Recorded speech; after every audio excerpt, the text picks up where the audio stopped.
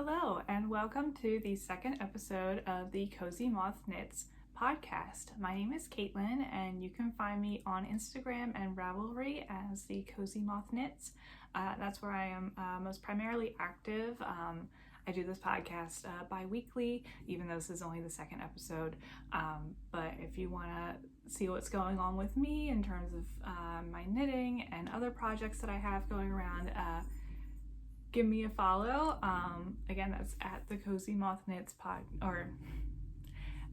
again, that's at the Cozy Moth Knits on Instagram. So I'm coming to you today. This is our second episode, and as of the time that I'm filming right now, we have surpassed 300 subscribers, and that is just so amazing to me, and it just fills my heart to think that there's 300 of you who liked what they saw and enjoyed my podcast and my personality and my projects, and that you just decided to stick around for a little bit. And I really appreciate all of you. I never expected to get 100 subscribers. I know 300 is small in terms of YouTube itself. You look at PewDiePie, who has over 100 million subscribers, and even like smaller knitting YouTubers, like they're around like 7,000 or whatever, or less. But the fact that we surpassed 300 by the time I post this, based on the growth that I've seen, surpassed 300 subscribers since I posted 2 weeks ago is just like so amazing to me, and I thank you so much for that. And as a thank you, I am going to be hosting a giveaway.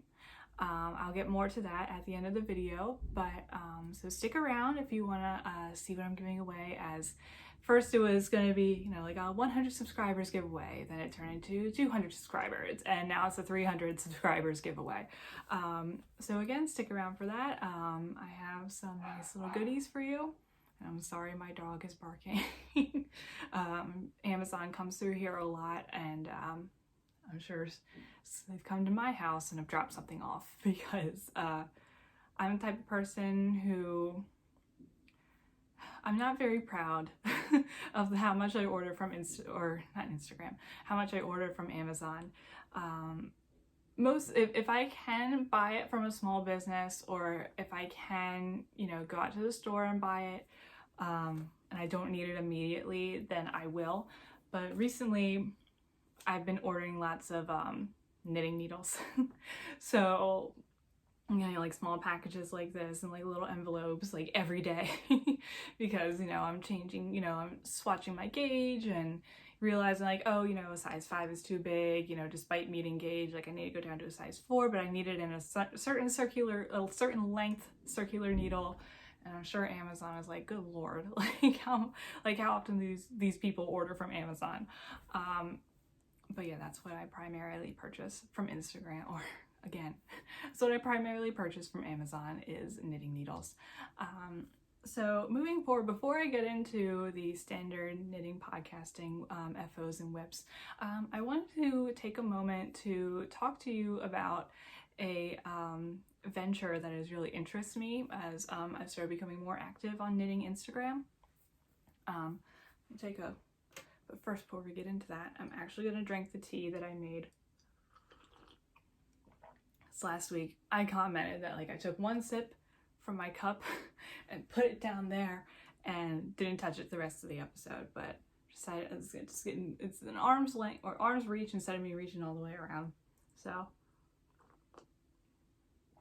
I'm drinking Bigelow decaffeinated Earl Grey because right now it's 4 o'clock where I'm filming, and if I drink any caffeine past 1, I'm gonna be up all night. I have to be at work at 7 tomorrow. It sucks.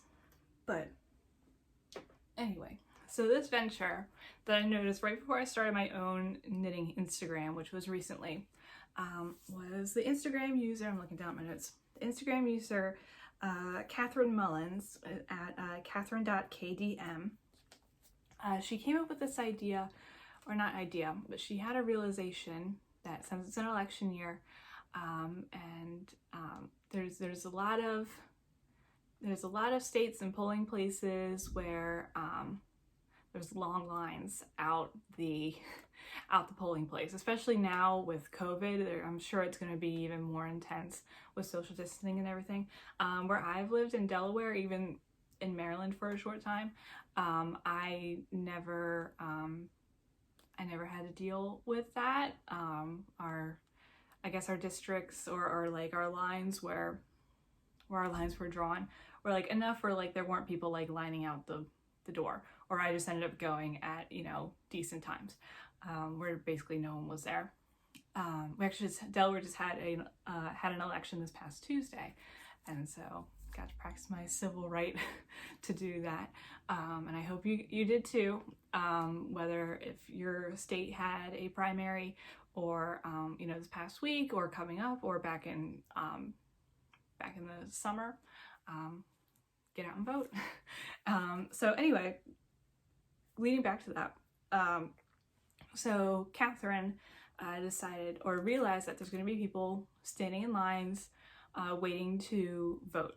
And standing in line is what deters a lot of voters from going out and voting, because, you know, it takes a long time. Some places it's cold, it's rainy, it's snowing sometimes, and it's in November. Like it can be an awful time. So she decided to start this initiative called Warm the Line, where she's encouraging knitters to knit hats, scarves, cowls, mittens, even blankets, and you know, make them with the purpose of giving them to these voters who are going to be waiting in line for a long time, particularly in swing states where you never know what's going to happen. A lot of these swing states are some of the more colder states like Minnesota and Wisconsin. So she has accumulated so far 4 knitting or 4 yarn stores where knitters like us can make, you know, those hats, those mittens, those scarves, and send them to these yarn stores in these swing states so that they can distribute them to the voters out there who are going to be waiting in line, most likely in the cold and snow. So that is something that I'm intending to do for these voters, because again, Delaware is such a temperate state. Like, I'm sure I don't have to worry about I have to stand out in line to vote in the presidential election, but some people might have to. So there's been some like projects that I've been like sitting in a pile that I haven't known like what to do with when I first started really getting into knitting again. And now like this is the perfect opportunity to donate, and I'm gonna knit, and I would like to knit at least 1 more hat and 1 more scarf between now and then. We shall see. So here's the hat. There's just like some extra yarn I had in my stash, and I decided to knit it up. Yes. It does its job, and you can, you know, pull it down or whatever. So that's one item I will be sending away. I don't know if I'm going to send it to, because right now she has 4, 2 in Minnesota and 2 in Wisconsin. I'm not sure which one I'm going to send it to yet. Maybe I'll do an eeny, meeny, miny, mo and just send it away. I believe that she's continuing to add more to that list, so I'll keep an eye out. I would like to send it close to the end of October, or middle of October, probably. And then next is just this scarf. Again, yarn in my stash, and it's just simple seed stitch or moss stitch, whatever you want to call it. Does the job, right? It's cute. It's a little short, but if you like, you can make it like a cowl or something. So yeah. So again, if you don't even have to make it. If you, like me, just have like projects sitting around and you don't like finished projects that you don't know what to do, send them off. You know, pay the couple dollars it takes to drop it off at FedEx, and you know, no matter what political affiliation you assign yourself to, we can all agree that it's important to get out and vote for the leaders of our country, not just the president, but our local constituents and our local politicians. And I know it's easy now, like it's again another one of those years where people are like, oh, you know, both suck, like, you know, both sides suck, like no one's perfect, everyone's liars on either side. that's, you know, not wrong, but it's still important. It's better to get out and do your research and to vote than it is to just not vote at all. So again, that's something I encourage you to do. I will have more information on that in the description down below. Catherine has outlined a Google Docs, you know, comporium of information, and I will have that in the description bar. So yeah, and I hope that's something that interests you all, and I hope that you are just as motivated as I am to do that. So first thing I'm going to talk about, you know, moving on back to the regular knitting podcast format, we're going to talk about some works in progress. So last episode I showed you this bag, but I didn't show you what was inside of it because I hadn't cast it on yet. And I did. I cast it on, and then it's because it's a garment, it's joined in the round, and I got maybe like 10 rows in, and I realized, because it was on a smaller circular needle, I realized that it had twisted. And that is like the worst feeling when you're a knitter on circular needles, when you notice that you're so far into a project and it's twisted. So I had to rip it all back. But this is my Jacqueline C. Slack Soul Tank, and I haven't gotten very far. This is time consuming. Like, this is so, I don't know what it is, but it is a very time consuming project. It's beautiful, but I just, I know, I was like, oh, I'm gonna try to finish it before September, like, you know, we're like one last hurrah before, you know, fall comes around, and that's not gonna happen. So this is what I got so far. I know it's not much, and it's, again, on smaller circular needles, I need to switch to a larger size, but that means I had to order another pair of knitting needles from Amazon. But so yeah, here's a little bit of the lace work. And it's just so pretty. It's not perfect, obviously, but like, I'm liking how it looks from far away. I love these baubles. These baubles were something that I was a little nervous about. Where are they? But yeah, I was pleasantly surprised by how easy they would be, or how easy they were to knit up. So yeah, and I'm kind of glad that it ended up twisting, because I think I was knitting it on a size 5 needle, and when I had taken it off the needles, I mean, it's supposed to be a more flowy top, but I don't like things to be too flowy. When I took it off, it was so big, so I sized down to a size 4, I think, and we're gonna see how it goes from there. If worst comes to worst, I can just give it away. But I'm liking how it's turning out. I'm kind of like in the middle of a row. And by the way, this is the English style. Like, I'm not one of those like those cool people who can knit continental. I try to teach myself, but I just can't figure it out. Like, I can figure it out, but my gauge is so tight. And I'm like, I'm just going to continue to do it the way that I normally do it, that I have been doing it for 13 years. But yeah, that's it so far. And I really like knitting with the Undine yarn, the cotton and linen blend. It's so nice and super lightweight.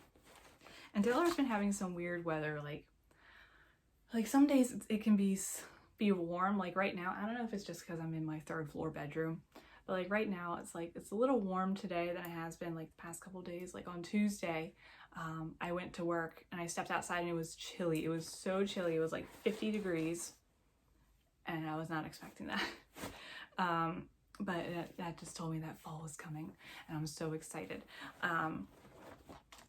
So yeah, that's my Soul Tank, and again in the Twisted Yarn and Fiber project bag. I had ordered some extra like notions and project bags. They haven't come in yet, but next episode you'll be able to see. Next is I switched out one of my FOs, one I'm wearing now, I'll talk about later, out of this bag, and I put in another whip. And this is my Cozy Classic Raglan by Jessie May Design. I have this much left in this ball and it's like slowly falling falling down. So yeah, I've about 2/3 of the way through the cowl and I'm loving it. I've never knitted with holding yarn double with mohair, and I'm obsessed. And I want to make everything held double with mohair now. It's just so lovely, and this color, I'm dying for it. It is just the most stunning. I can't even like describe it. It's just the most stunning rust color, warm rust color. And I love this color in the fall and the winter, and I just can't wait to get to just finish it so that I can wear it. It's knitting up pretty fast.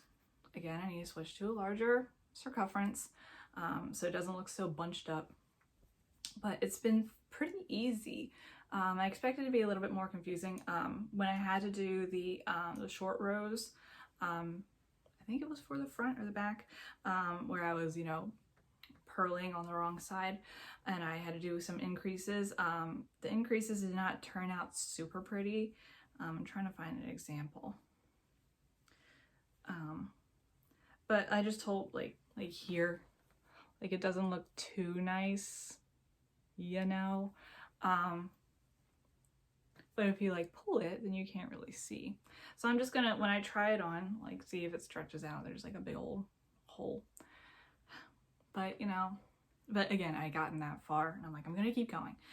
If anything, just in case, I can just like mend that little spot, or at least try to. But yeah, I'm enjoying it so far. Again, it's not as hard as I anticipated it. I don't know why I told myself that, you know, I wasn't good enough. But yeah, so that's the Cozy Classic Raglan by Jessie May Designs. And next time, hopefully I'll have the cowl done, and maybe not the full body, but maybe half. We'll see how it goes. School's getting a little, like right now school is in a lull.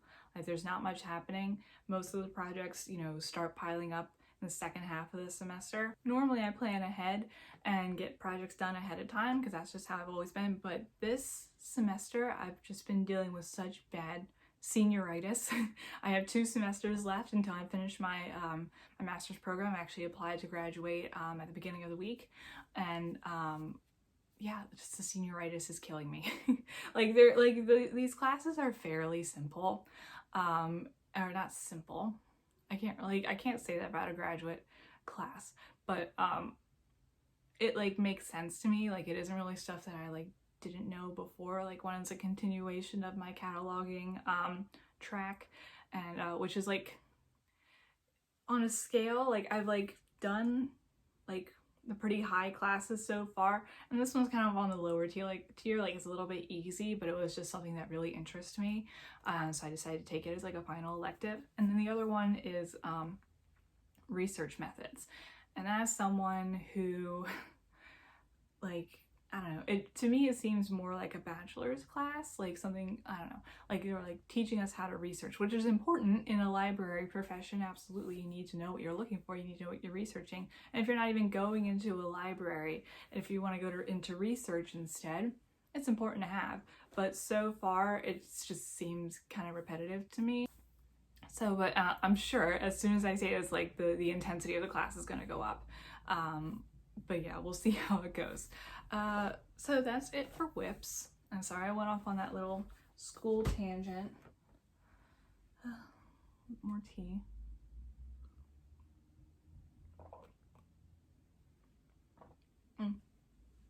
Before we move on to FOs, there was something that I've been following, or I've been keeping up with all your comments, and like everyone on YouTube and on Instagram has been so sweet and so encouraging. I really am thankful for it. There was this one, I have to log back in to my computer. There was this one comment that really stuck out to me, and it was by Melly Ellie Stitches, and she said at the end of her comment, she was like, "I loved visiting with you." And I was telling my husband, I'm like, that is so sweet to say, like on, you know, a YouTube video, like you're sitting at home watching me or you're watching whoever, and to describe the process as like visiting with someone, I just found it to be so beautiful. And because yeah, like you're sitting here, you're watching a podcast, and you're knitting and you're getting to know the person that you're watching, and you're just, you know, you feel like you're in the room with that person, like that person's talking to you. And I just love that sentiment. I told her that. You know, I think I want to start using that more often, or that's something that we should all adopt as we're commenting on our favorite podcasts, saying, you know, it's great visiting with you. Okay, so FOs. The first one is one that I'm wearing right now, and it is the Mio My Tea by Park Williams. Yes, Park Williams, and also known as Park Knits on Instagram. And this was just so fun to knit up. I was so excited because this was my first like garment and my first top that I'd ever knit. And I was excited yet nervous because I wasn't sure what I was getting into. But I just kept going, and it was just, you know, like okay, I know short rows, I know increases and decreases. I'm not the best at picking up stitches, but if I do it all the time when I do my heel flap and gusset on my socks, like I should be able to do it, you know. And I just like went at it, and I finished it in like a week and a half. And I'm so happy with how it turned out. It is a little cropped, so it's a top, or it's a bottom up garment, and I just, you know, follow the instructions as is. And I think it was like, I can't remember how much was supposed to knit, but if I could do it again, I would add like 2 or 3 more inches. But it works well in an outfit like this. I'm wearing like a overalls like jumpsuit, and we'll show. So like it comes out about like here. So you can see a little peep, but I feel like it works perfectly in an outfit like this, and I can't wait to wear it all the time. I just love how it turned out. I'm so proud of how the sleeves turned out. I don't know, I'm just so happy with myself. And as soon as I cast this off, I cast off the Raglan sweater, because I was like, okay, I can do this. So I'm gonna jump right in to this massive project of a Raglan sweater. So yeah, I highly recommend this project. It was so easy.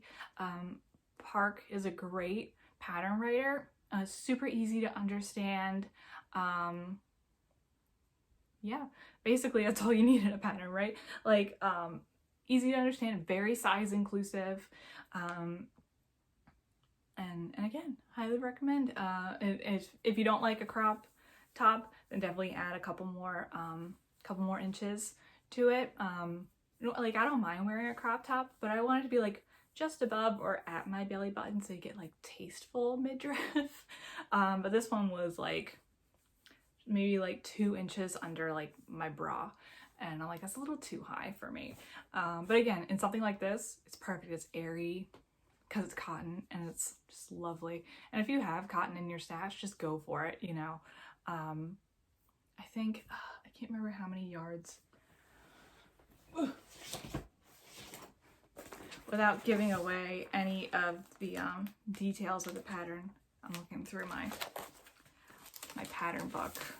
It was a little over 500 yards of like DK weight yarn. And that's not bad, I don't think. For a garment like this, I don't think that's bad at all. So yeah, so that's this is a FO number 1, and FO number 2 is the dreaded, or the beloved, Mountain Mama socks. You know when you get to the foot of your second sock and you just want it to be over? That's where I was. I like wanted it to be over so I could cast on something else. But yeah, that's how I was with this one. So here's the second one, how it turned out with the white, like I mentioned in my last podcast. And I think it looks great. You know, like it doesn't look too bad. I kind of like the pop of white. If I could redo it and like just do white in this strap and this one, I would. But here's the thing. So I can get this sock over my heel. I can't get this one over my heel. And I think it's because when I was knitting up this one, I was constantly slipping it over my heel to make sure that it fit, and it stretched out so much, I guess. But this one, I was just like, it's fine. And it isn't. So I weaved in all the ends. Big mistake. I weaved in all the ends, and I went to slip it over my foot, and things started to unravel. And I had a panic attack. I had that oh crap moment, and I like was reaching for like extra needles and like trying to pick up the stitches, and it was just a mess. So like I blocked it so that they look pretty, because my last socks that I showed you, I didn't block them for some reason, because I was just gonna wear them, like I wasn't gonna display them like this. But so yeah, these socks are not going to be worn, at least not until I figure something out. I need to go in and fix all the loose threads on the inside, because right now if I try to put it on, it'll just, you know, start to come undone, and I don't want to deal with that mess. So a little disappointed. Again, they're beautiful. I love what's the word? The colors. Like, look at this. Like, it's like this beautiful dusty pink tonal, and then even like the variation of color in the brown, or the I think it's called Sunflower by Stress Knits. It's just so beautiful. And I have a little bit. This is what I have left over, and like when I get to this point in a skein, and this was originally a 50-gram skein, and maybe it's like at 25 right now. When I get to this point in a skein, like I don't know what to do with it. If you have any ideas on what to do with like this little amount of sock yarn, let me know, because like I'm afraid that like I'm gonna like make this like a cuff and a heel and a toe, and it would be enough for one sock, or maybe 1.5, but then not enough for the second. This I'm sure I could use for heels and toes and cuffs at least twice over. But yeah, they're just so pretty. So yeah, that is Mountain Mama socks. If you do knit up this pattern, which I'm not faulting the pattern maker at all. I know that there's been other people who have struggled with the gauge and the color work, but they figured it out somehow. I know some people said they like knit it inside, they knit the pattern work inside out, and that helped, but I didn't, clearly. So like if you want to give it a go, go ahead, but maybe do like what I did with this one and continue to like put it on as or try to slip it over your heel as you're knitting it. That way it stretches out the floats, so that you can get it on by the time you get to your heel and your toe. So yeah, those are my FOs. They're not much, but there's something, and I'm proud of them. So moving on from FOs, well, I guess this is a continuation of FOs. I mentioned in my last podcast that Bumblebee Acres was one of my favorite indie dyer yarn suppliers, but I never showed anything besides the socks. Like I didn't really like showcase them, so I figured I would do that today, because I had like a couple skeins behind me that like I didn't really mention in my last podcast when I meant to. So I wanted to like give them a quick shout out and recommend that you go support them. They're very like, without sounding derogatory, they're very nerd friendly. They have a lot of color works based on like Lord of the Rings, Harry Potter, Outlander. I think they did Downton Abbey for a while.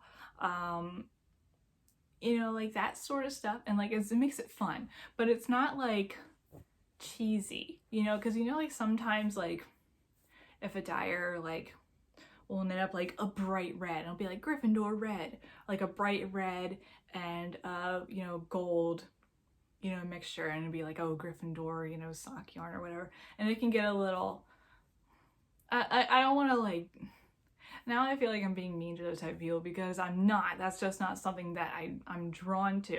And I know a lot of people are drawn to that. That's just not something I'm drawn to. I like more subtle things like that. So I'm going to showcase some of their yarns, some of the projects that I finished with those yarns. The first one is a pair of socks that I actually knit for my husband, and he's worn them. So they're worn, but you can still see the work. And this was like one of my first socks and the first project that I knit with their yarn. So again, I apologize, it's a little crinkly, but this is Diagon Alley, and I believe it was their butter sock base. I just love those colors. And I thought it was like perfect for my husband because it's, you know, it's subtle, you know, like they could be worn both to keep his feet warm and like maybe as a dress sock. This is I did a pigeon, is that what it's called? A pigeon eye heel flap. It was my first heel flap, I think, and I was proud of myself. But I don't believe this is in circulation anymore, but like this is, a lot of these colors are in circulation, but I just want to give you an idea of what they, like the kind of stuff that they create. Is there a, I recommend you check out their website because they have their whole story. They're like a family out in Wisconsin. I believe it's Wisconsin. I think they recently moved, but out in Wisconsin. And you know, they raise all their sheep. They do all the dyeing in-house, just this little family living together all on their farm. They're taking care of it. And they have their own podcast too, the Bumblebee Acres podcast, where Sam B does a really good job with her podcast as well. The next Bumblebee Acres yarn I'm going to display is this one. And again, this is out of circulation, but this is my Hermione's Everyday Sock. And this is in the colorway Alexis Rose. So they've released their limited edition Schitt's Creek colorways like right after I finished binge watching Schitt's Creek, and I was like obsessed with everything they had, but I only bought 2 of the colorways initially because they later came out with another colorway, which I'll show you later. And I ended up buying that one because you bought it and it was the money went towards a charity, and the one that I bought went to a women's shelter. But yeah, so this is the Hermione's Everyday Sock in the colorway Alexis Rose, and I just love it. And do you ever, so when I was knitting this pattern, you ever like you work in a certain colorway or or teach yourself a certain maneuver, or you, I don't know, you're doing something different with your knitting, and like you're for me, for my example, I guess I should say this, when I was knitting up this pattern, this like knit and purl and slip stitch texture, as you can see, I was watching MASH. I was binging MASH, the TV show, and I like, you know, so whenever I knit a similar pattern, I like think of MASH. I can't remember the exact characters, but like Frank especially. I don't know why, but he, I don't know, like it just like sticks to me like when I'm doing this pattern in my spare time. Same with this is a Christmas present, but the person who's getting these socks doesn't watch YouTube, or at least I know doesn't watch my stuff. With this pattern, this is Arna and Carlos pattern, by the way, and when I was knitting this pattern, I was watching Frasier. So when I knit this, or like when I do something similar to this, I think about Frasier.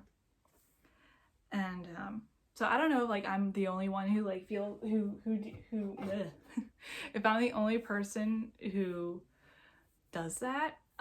If you do that too, if you like associate certain, you know, aspects of knitting or patterns or whatever with like a TV show or a movie or a song or something in your life that was happening around the same time that you were knitting, let me know in the comments. I would love to hear about it and know that I'm not alone and that I'm not weird. Another, I guess, to continue on with the Schitt's Creek, I showed you these last week. But these are in, again, not blocked like the other ones. These are in the Rosebud Motel colorway. And again, if you know Schitt's Creek, you know that these colors are absolutely perfect for the Rosebud Motel. And this was in their Coquette, I believe it was their base. Like the base for these charity yarns were limited, but they knit up really well. And I just love how creative they get. I don't know, like if I were to, like, I would love to eventually dye yarn myself, but I would have such a hard time naming these yarns and like finding inspiration for colors for yarn. And whoever in this family is in charge of that does an amazing job, and it's just like, it's spot on, perfect. To round up the Bumblebee Acres Schitt's Creek line, this is another one that I haven't cast on yet, and this was before I got my yarn baller, my yarn ball maker, and I like put it on a folded in half empty toilet paper tube, and I like hand twirled it. I hand balled it up, but I still got the pull from the middle string. But this is Rose Apothecary, and I know I'm gonna knit a pair of socks on this. I'm not sure what. I looked over here in my last episode, but I have a Kanban board of projects that I'm working on that are in progress. I need to update it, but maybe in the next episode I'll talk about this, because there's like 3 different ways that I keep track of all my knitting projects simultaneously, because I love organization and sometimes I over organize, and that is an example. But what I have, an idea that I have for this is to make but I'm probably going to change it. But originally I was going to do the Tuku Honey Socks by Andrea Mallory, but I think I might do that in a different color and like do something different with this. I have so many sock patterns that I have yet to knit up, but I like this one. So my last finished object that I have, well, you know, I'll wait. I have another caked up skein. I have 4 of these. I believe it's called Haku, which is from Spirited Away, I think. I'm not familiar with a lot of Miyazaki films. I love Kiki's Delivery Service, but I don't think I really sat down and watched. I've seen Ponyo all the way through maybe twice, but the other ones I haven't really seen, but I know I need to. Spirited Away or Howl's Moving Castle, or I can't remember, I don't know which one, but my husband bought this for me for my birthday, 4 skeins of it, and he was like, you can find something to make with this, right? I'm like, yeah, I'll figure it out.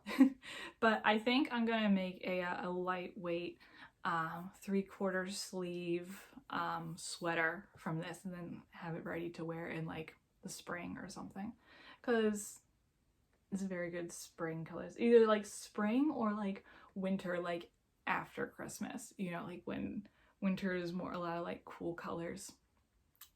It's kind of wintry. It could be summery, springy, and wintry, I think, like kind of like icy. So yeah, I have 4 of these. You can kind of see them, but maybe you'll see these on the needles soon. Finally is a shawl that I knit up. This is the West Knits, like Stephen West. I think it's called the Boneyard Shawl. And it's just a triangle shawl. And this is in the colorway, I believe it's either Frodo or Bilbo. I can't remember which one. I think it might be Bilbo. But I love how it knit up. It's so pretty. I can't wait until it starts getting a little bit cooler in here, cooler in Delaware. I can wear it as a scarf. So pretty. I finished this in the spring, I think. Yeah, I like how it turned out. So yeah, that's my little Bumblebee Acres appreciation. If you like what you see, go out and support them. I'll link them in the description. You know, it's great support of small business, and that's all they rely on is revenue from their yarn sales.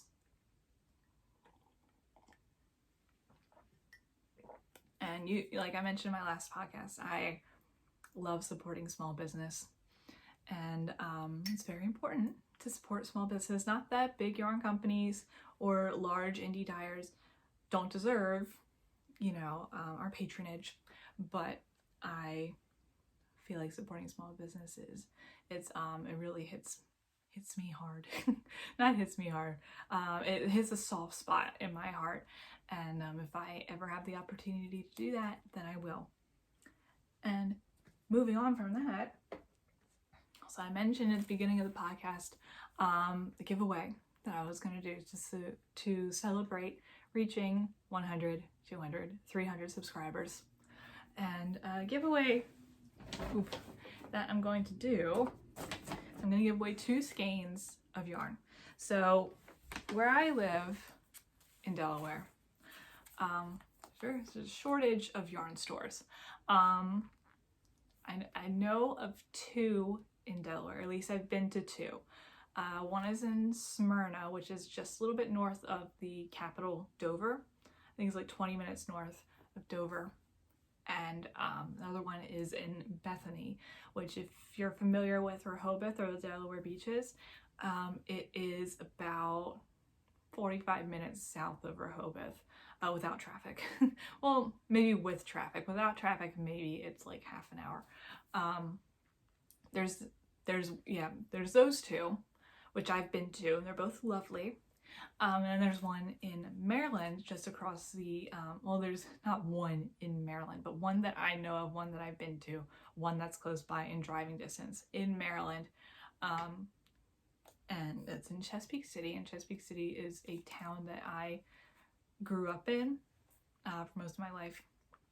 And I love going out and supporting anyone who lives out in that area, or any I should say, any businesses in that area, because it's like my hometown, and I'm still close by to it, but whenever I get a chance to go out there, I do. So there's a yarn store called, and they've been there forever, since before I even started knitting. Actually, that's the store that like I went to that like really like influenced knitting for me. Like I mentioned, you know, going to Michael's and picking up the Klutz Learn to Knit kit, that was affordable. When you went to Vulcan's Rest, which is the name of this yarn store, you got a lot of indie dyers, you got a lot of like expensive wool, and you know, you picked up a skein, you know, this big, and it's $20 when you get the same thing, if not more, for $4 at Michael's. Then that was the more appealing choice for 13-year-old Caitlin.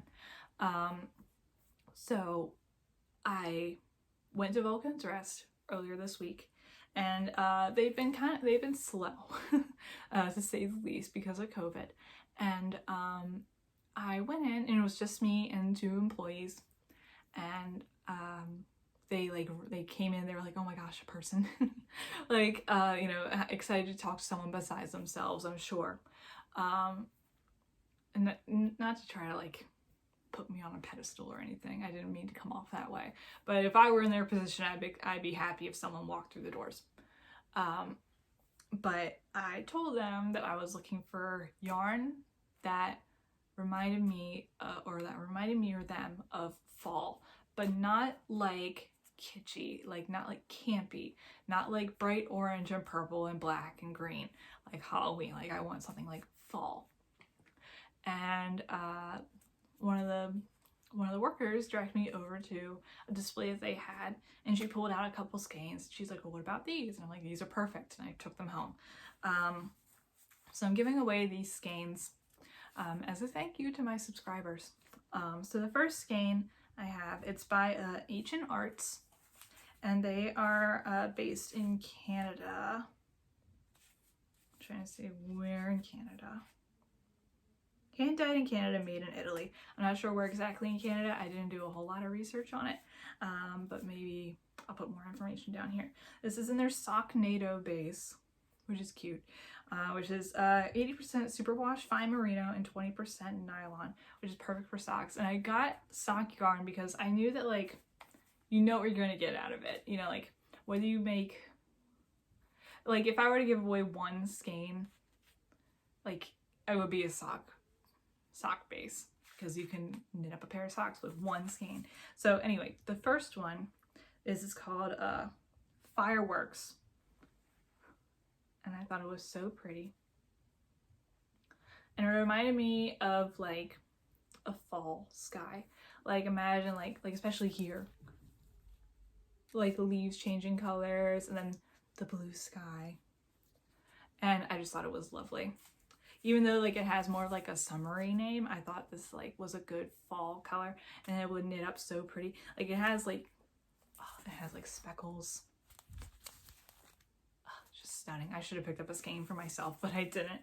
So there's one in Fireworks, and then this one is called, again, same sock base, Socknado.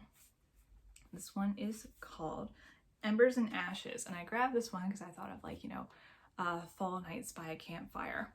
And this one's a little bit more neutral, a little bit more subtle. But yeah, I thought that was lovely. It knit up in a beautiful sock or shawl or whatever you want to make with this. So yeah, I'm giving away both of these. So here is the information, or here's what you have to do to enter into the giveaway. Trying to keep it simple. So first is that you have to be subscribed to my channel. Second is that you have to comment your favorite thing about fall. And like, make it interesting, like tell a story if you want. And like, for example, my favorite thing about fall is watching like spooky movies and spooky shows. So when I was younger, I grew up in a home that didn't celebrate Halloween. I mean, like, we appreciated fall harvest and everything, like we reflected on that, but I never went trick-or-treating. I never dressed up and went trick-or-treating or anything like that. That just wasn't something I ever did. So now that I'm older and moved out, and I feel like my love for fall and excitement for Halloween that like I would have felt as a child is now being expressed through me, a 26-year-old, where I get so excited during these times to watch like spooky movies and to decorate the house and to do fall things. And like, I'm such a stereotypical white girl because, you know, like, the pumpkin spice lattes and the candles and the, you know, dressing up warm and everything's great. Like, yes, it's so cliche, but it's so great. I love it so much. It's my favorite time of the year. But yeah, like, my husband and I are starting to watch those spooky movies now. We've watched, what have we watched? I'm trying not to, because it's still September, we're not trying to like lean heavily into like the Halloween themes, like Hocus Pocus or whatever. We have watched, we watched Frankenweenie, which is a Tim Burton thing, and we watched Corpse Bride, which is also Tim Burton. My husband likes Tim Burton movies. We've watched The Princess Bride, which isn't really like spooky, but when I think of it, I think like warm and cozy, like fall. I don't know why, but like, it's just one of those movies. And when we watched Evil Dead, which was very different from the rest of those. Yeah, it was okay. Definitely not something for me, but now I can say that I've watched it. But yeah, so tell me what you like about fall. That isn't going to determine whether or not you get the skeins, though. I'm just using it as, you know, like, you tell me your favorite thing about fall, and you're going to be put into, like, your name put in a hat, basically, for lack of a better phrase. Sorry if the framing is a little bit off, but I just realized something that I wasn't clear on originally. So there's going to be 2 winners to this giveaway. One person will win this skein and one person will win this skein. And I will do the randomization while I am filming. Like I'm going to put everyone's name into name/entries into a spreadsheet, randomize it, and then first name I randomize will win this skein. The second name I randomize will win this skein. So yeah, I hope that makes more sense. I wasn't really clear about that originally. But anyways, back to the video. Hi again, it's editing Caitlin and my dog Blue keeping me company. So I forgot to mention, again, I forgot to mention something else, that I'm only limiting this giveaway to US residents only, just for the sake of shipping and COVID and everything. So again, US residents only. If you're not a US resident, I'm sorry. Maybe in the future I can extend it internationally. Okay, back to the video. And if you want to throw your name in, you know, an extra entry, go follow me on Instagram. And if you subscribe to me on YouTube and you follow me on Instagram, that'll be 2 entries.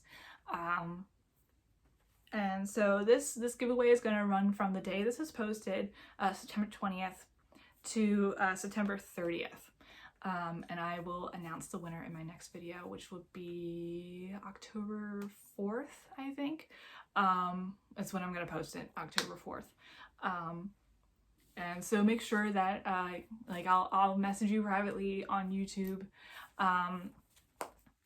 or if I find a different way, I'll message you a different way, and then I will send these in the mail as soon as I get back. As soon as you return to me with your mailing address and everything, I'll send it your way. So hopefully you can get these before spooky season is over, and knit something up. And if you do, you know, show me what you're working on. Tag me on Instagram. Send me a message on YouTube. I want to see what you've done with it, you know. It's just exciting times. Again, thank you so much for the love and support that you've showed me over these past 2 weeks that I've like just started here. Again, I never expected the response that I received, and it's really humbling, and it's amazing. And I'm so happy to be sharing my life and my craft and my skills with you. So yeah, I'm just gonna leave it here. Thank you so much for watching. Stay safe out there, and I will see you all later.